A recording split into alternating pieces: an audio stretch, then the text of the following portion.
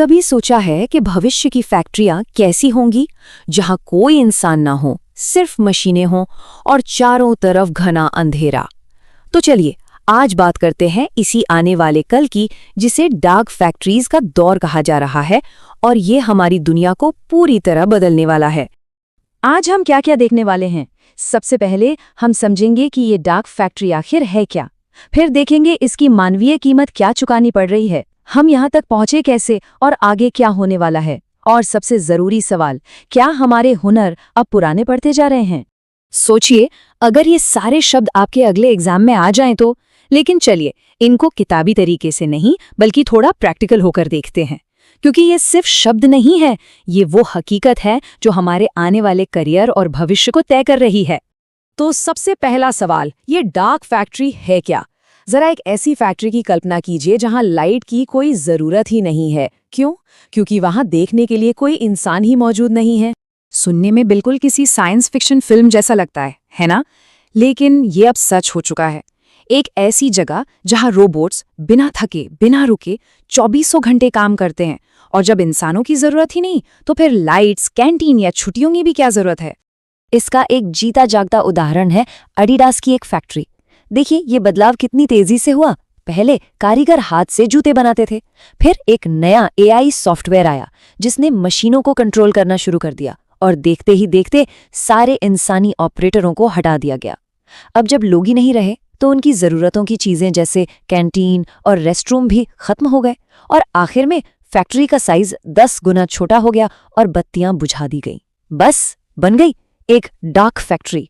ये सब सुनने में तो बड़ा फ्यूचरिस्टिक और कमाल का लगता है, पर हर कहानी का एक दूसरा पहलू भी होता है। चलिए अब इस बदलाव के इंसानी पक्ष के बारे में बात करते हैं। आखिर लोगों पर, उनकी नौकरियों पर इसका क्या असर पड़ रहा है? ये जो सरकारी आंकड़े हैं ना, ये एक बहुत ही अजीब कहानी बताते हैं। भारत में जो पढ़े लिखे लोग हैं, जिनके पास डिग्री है, उनमें बेरोजगारी दर है लगभग 30%, और जो लोग औपचारिक रूप से पढ़े लिखे नहीं हैं, उनमें सिर्फ 3%। ये डेटा हमें साफ साफ दिखा रहा है कि आज के ऑटोमेशन के जमाने में सिर्फ डिग्री होना जॉब की गारंटी बिल्कुल नहीं है। और सच्चाई शायद इससे भी ज्यादा चौंकाने वाली हो सकती है। सोर्स के मुताबिक सरकारी गिनती में एक बहुत बड़ी कमी है। वो लाखों लोग जो एग्जाम की तैयारी कर रहे हैं या जिन्होंने अब नौकरी ढूंढना ही छोड़ दिया है, सरकार उन्हें बेरोजगार मानती ही नहीं है। मतलब असली आंकड़ा इससे कहीं ज्यादा डरावना हो सकता है। इस बदलाव का पैमाना समझने के लिए ये उदाहरण देखिए।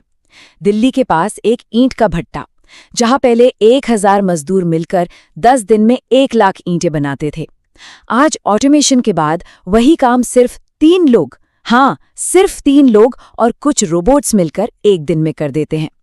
ये कितना चौंकाने वाला है, और ये हमें सोचने पर मजबूर करता है कि बाकी के 997 लोगों का क्या हुआ होगा। वैसे ये पहली बार नहीं हो रहा कि टेक्नोलॉजी ने इंसानी काम करने के तरीके को इतना बदल दिया हो। इसको समझने के लिए चलिए थोड़ा इतिहास में चलते हैं और देखते हैं कि हम आज यहाँ तक पहुँचे कैसे। देखिए, पहली क्रांति आई भाप के इंजन से, जिसने काम को घरों से निकालकर फैक्ट्रियों तक पहुंचाया। दूसरी आई बिजली से, जिसने हेनरी फोर्ड की असेंबली लाइन को जन्म दिया और कारों को सस्ता बना दिया। तीसरी थी कंप्यूटर और इंटरनेट की, जिसने जानकारी को हमारी उंगलियों पर ला दिया। और आज हम चौथी क्रांति के बीच में हैं, जहां एआई और मशीनें सिर्फ काम नहीं कर रही हैं, बल्कि वो सोच भी रही हैं। और इन क्रांतियों का असर सिर्फ फैक्ट्रियों तक ही सीमित नहीं रहा।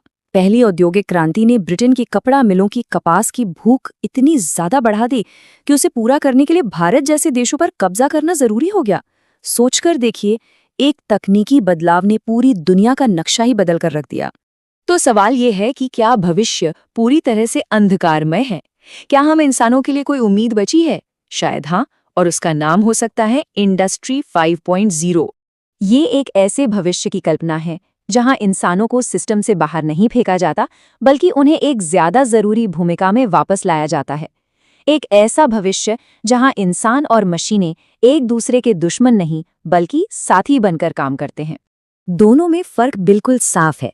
इंडस्ट्री 4.0 का लक्ष्य है इंसानों को हटाकर स्पीड और एफिशिएंसी बढ़ाना, जबकि इंडस्ट्री 5.0 का फोकस इंसानी हुनर, उसकी क्रिएटिविटी और स्ट्रैटेजी पर है। यहाँ इंसान सिर्फ मशीन चलाने वाला ऑपरेटर नहीं, बल्कि उसका पार्टनर है, उसका रणनीतिकार है। पर यहीं पर सबसे बड़ा सवाल उठता है, क्या हमारा आज का एजुकेशन सिस्टम ऐसी पीढ़ी तैयार कर रहा है जो इन एडवांस्ड मशीनों के साथ कंधे से कंधा मिलाकर काम कर सके? ये एक बहुत ही गंभीर सवाल है जिसके बारे में हम सबको सोचना होगा।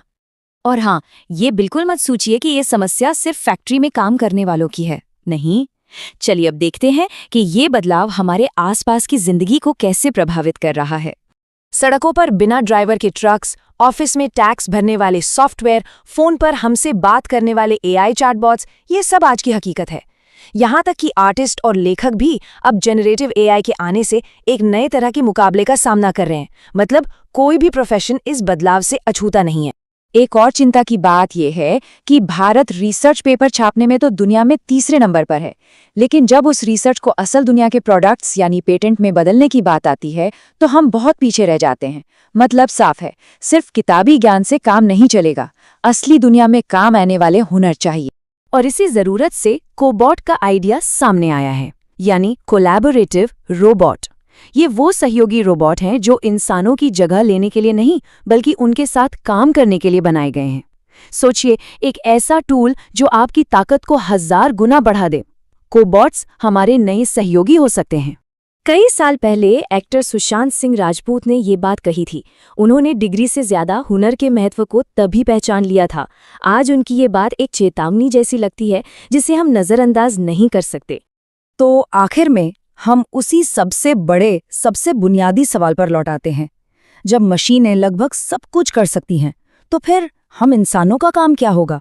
ये एक ऐसा सवाल है जिसका जवाब हम सबको मिलकर खोजना होगा, क्योंकि हमारा भविष्य इसी एक जवाब पर टिका है।